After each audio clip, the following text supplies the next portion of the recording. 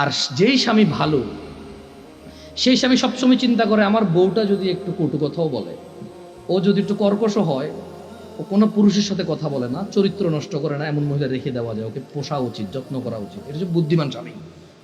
একজন বুদ্ধিমান পুরুষ কি করে, যখন ওর বউ চরিত্র ভালো থাকে, কি থাকে, যখন ওর বউর চরিত্র ভালো, মানে কোনো পুরুষের সাথে কথা বলে না, কোনো পুরুষের সাথে দেখা দেয় না, খালতো ভাই মামতু ভাই আড়াতো পাড়াতো এসব ভাইটাই নাই, ক্লাসমেট, হ্যাঁ এসব ভাইটাই নাই, কথা বলে না এগুলোর সাথে, কিন্তু একটু জ্বালা যন্ত্রণা করে জামাইয়ের সাথে, cash cash cash cash cash, যেটা স্বভাব আর কি কিছু কিছু মহিলার, হ্যাঁ করে, এই সারাদিন এই নাই সেই নাই, কমপ্লেন আর কমপ্লেন। কিন্তু ঘরের ভিতরে কোথায় কোথায় একজন বুদ্ধিমান পুরুষ ওই মহিলাকে রেখে দেয়।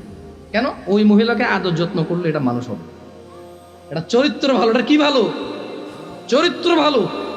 ওর বিছানা ছাড়া কারো বিছানায় যায় না, ওর ঘর ছাড়া কারো ঘরে গিয়ে জামা কাপড় পরিবর্তন করে না। এটা বুদ্ধিমান পুরুষ। পুরুষের মাথা লোপ পাইছে, মানে অবৈধ সম্পর্ক করতে করতে করতে কোন বউটা ভালো কোন বউটা ভালো না এই বিবেচনা নাই।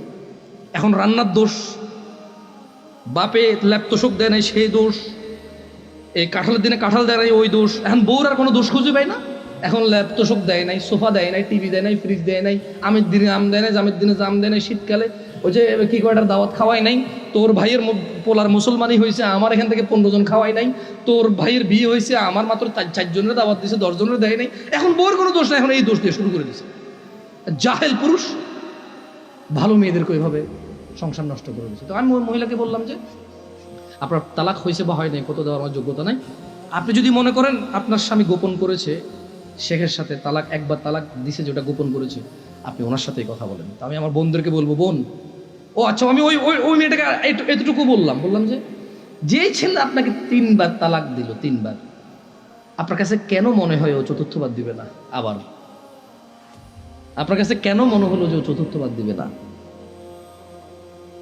আর এই তো আপনি এই স্বামী ছাড়া থাকতে পারবেন না, আপনার একটা বাচ্চা আছে, কেন আপনি স্বামীর সাথে এমন ব্যবহার করলেন যে ও তালাক পর্যন্ত গিয়ে পৌঁছালো? ওর উপায় কি? ওই বেচারার উপায় কি? ধরলামও খারাপ, ওর চেয়ে নিকৃষ্ট পুরুষের এই পৃথিবীতে আমি ধরে নিলাম। আপনি যদি ওর সাথে এমন ব্যবহার করেন যে ও তালাক দেওয়া ছাড়া রেখে উপায় নাই, একটা ঘরে আগুন লেগে গেছে, বের হবে না মানুষ বের হবে না।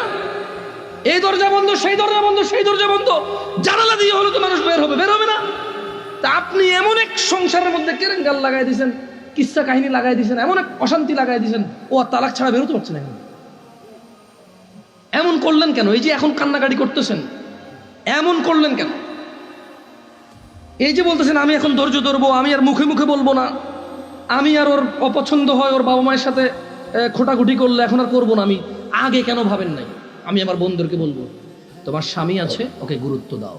আর ভাই তোমাকে বলবো এই পৃথিবীতে জানি না, বাংলাদেশে প্রায় পুরুষ তালাক দেওয়ার পর আবার ওই বউয়ের সাথে জেনা করে। পরিপূর্ণ তালাক বহুবার হয়েছে, ও পরোয়া করে না, আবার ওই বই লাগবে তার। ওকে, এই যে শিক্ষিত গুলোর মধ্যে কতগুলো আছে ডিভোর্স হয়, ডিভোর্স হওয়ার পরে আলাদা হয়ে যায়, আলাদা হওয়ার পরে এরপরে আবার স্বামী স্ত্রী মিলামেশা করে, এরপর ওই বই মামলা দিয়ে আমাকে রেপ করেছে। তোমরা টিভিতে দেখো না এগুলো খবরে?